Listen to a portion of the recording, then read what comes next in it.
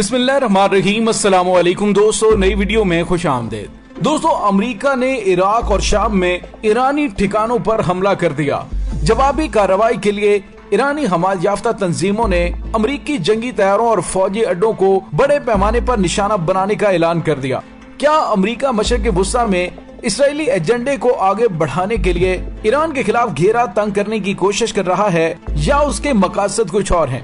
Video की तफसील में जाने से पहले आप देख रहे हैं हकीकत की दुनिया डॉक्टर अली के साथ। हमारा चैनल सब्सक्राइब करके घंटी के निशान को दबाना मत भूलिएगा।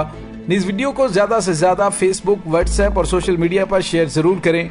शेयर और लाइक करने के साथ साथ कमेंट बॉक्स में पाक फौज जिंदाबाद, पाकिस्तान पाइंदाबाद और पाकिस्तान के गुमनाम हीरोज को सलाम का नारा कमेंट जरूर कीजिएगा।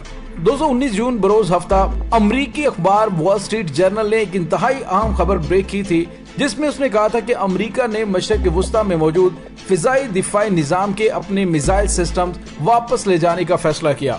दोस्तों, मशरिक़ वुस्ता में अमेरिका के दो किस्म के मिसाइल सिस्टम्स हैं, एक पैट्रियट एयर डिफेंस सिस्टम और एक टार्ड एयर डिफेंस सिस्टम। इस वक्त कुवैत, ईरान और उर्दन जैसे ममालिक में अमेरिका के पैट्रियट एयर डिफेंस सिस्टम नस्ब है, जबकि सऊदी अरब में टार्ड मिसाइल सिस्टम मौजूद हैं।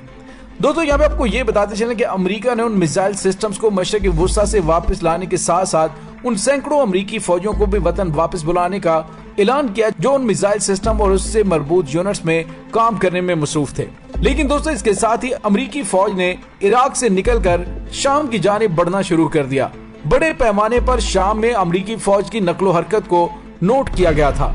और दोस्तों, इसके साथ ही आज जो बड़ी खबर सामने आ रही है वो ये है कि अमेरिका ने इराक और शाम में ईरान की हमायत याफ्ता मलेशिया के खिलाफ फिजाई हमले किए हैं। अमेरिकी फौज की जानिब से कहा जा रहा है कि इन मलेशिया के ऊपर ड्रोन हमलों के जवाब में ऑपरेशनल और हथियार जखीरा करने वाले ठिकानों को निशाना बनाया गया। दोस्तों, यहाँ पे आपको ये बताते चले कि अमेरिकी सदर डोनाल्ड ट्रंप ने वाजे किया है कि वो अमेरिकी अफवाज की हिफाजत के लिए ये इकदाम कर रहे हैं। जो बाइडन के इक़्तिदार संभालने के बाद ईरान की हमायत याफ्ता मलेशिया के खिलाफ फिजाई हमलों का यह दूसरा दौर है।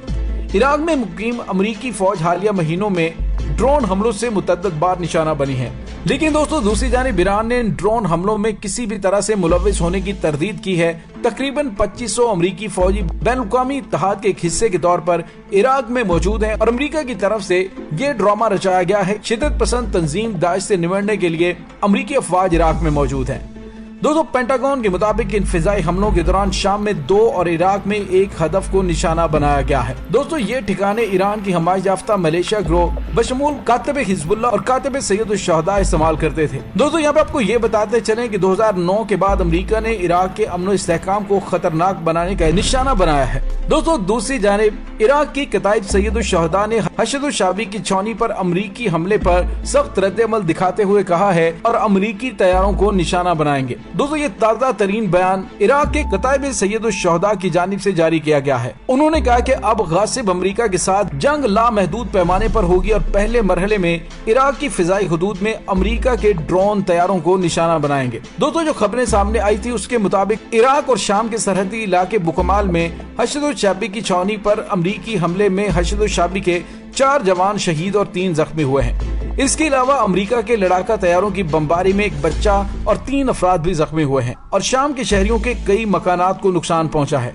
अमेरिका की वजारत दिफा पेंटागन ने एक बार फिर बयान जारी करके दावा किया कि अमेरिकी सदर जो बाइडन के हुक्म पर इराक और शाम की सरहद पर नीम फौजी मलेशिया के ठिकानों को निशाना बनाया गया है। दोस्तों, एक तरफ तो अमेरिका ईरान के साथ 2015 के जोहरी मुआहदे को बहाल करके ईरान पर पाबंदियां खत्म करने का अंदिया दे रहा है, दूसरी जानिब मशरिक़ वुस्ता के अंदर आग भड़का रहा है।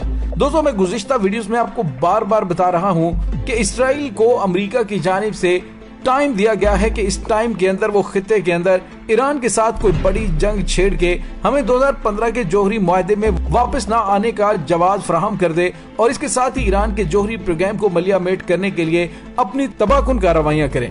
लेकिन दोस्तों, ईरान के बैलिस्टिक खतरनाक मिसाइलों और ईरान की प्रॉक्सी के असर रसूख की वजह से इसराइल अभी तक ऐसा करने से रुका हुआ है। अब अमेरिका और इसराइल की जानिब से ईरान के खिलाफ कार्रवाइयां करने का आगाज उनकी प्रॉक्सीज पर हमलों से शुरू किया गया है, ताकि पहले ईरान की प्रॉक्सीज पर हमले करके उन्हें कमजोर किया जाए, उसके बाद ईरान की खबर ली जाए। लेकिन दोस्तों आपको ये बताते चलें इसराइल के बिल्कुल साथ लिबनान का बॉर्डर है और लिबनान की शिया मलेशिया हिजबुल्लाह के पास 70,000 के करीब बैलिस्टिक मिसाइल्स मौजूद हैं जो कि बवक्त जरूरत इस्तेमाल किए जाएंगे।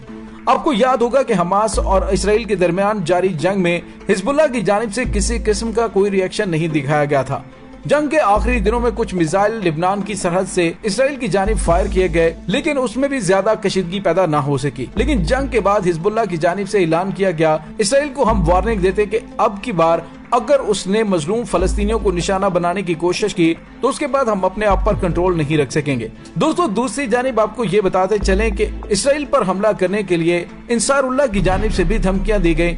अब अमेरिका और इसराइल की जानिब से मिलकर सबसे पहले खित्ते में मौजूद ईरान की प्रॉक्सिस को निशाना बनाने का सिलसिला शुरू कर दिया गया है और ये सिलसिला रुकेगा नहीं, बल्कि ये मजीद तवालत इख्तियार करेगा। और अगर ईरान की जानिब से उसमें मुदाखलत करने की कोशिश की गई तो फिर ईरान पर 2015 के जौहरी मुआहदे को बहाल न करने के हवाले से अमेरिका को जवाब मिल जाएगा। दोस्तों, इस्लामी जमहूरिया ईरान के खिलाफ शदीद इक्तसादी पाबंदियों और ज्यादा से ज्यादा दबाव पर मबनी पॉलिसी भी बेनतीजा साबित होने के बाद अब अमरीकी हुक्मरानों ने नए किस्म के प्रोपोगंडे शुरू किए हैं। दोस्तों, अमेरिका की जानिब से शाम और इराक में ईरानी हमाज याफ्ता मलेशिया के ठिकानों पर होने वाले हमले में पेंटागन कह रहा है कि उन हमलों में कोई हलाक या जख्मी नहीं हुआ है, लेकिन खबरसां इदारे AFP और बरतानिया में मौजूद monitoring group Syrian observatory for human rights का कहना है कि शाम में अमरीकी जंगी तैयारों के हमले में ईरानी हमाज याफ्ता मलेशिया के 5 जंगजू जाँ बहक हुए हैं और मुतअद्दिद जख्मी हुए हैं, जबकि एक बच्चा भी शहीद हुआ है। दोस्तों, सन 2003 में सदाम हुसैन की हुकूमत का खात्मा करने वाली अमेरिका की ज़ेरे क़यादत हमलों के बाद इराक के दाखिली मामलात पर ईरान के असर और रसूख में मुसलसल इजाफा हुआ है।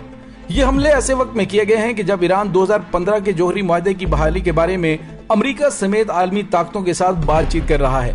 इस मुआहदे के तहत जौहरी कार्रवाइयां रोकने के बदले में ईरान के खिलाफ पाबंदियां खत्म की गई थी।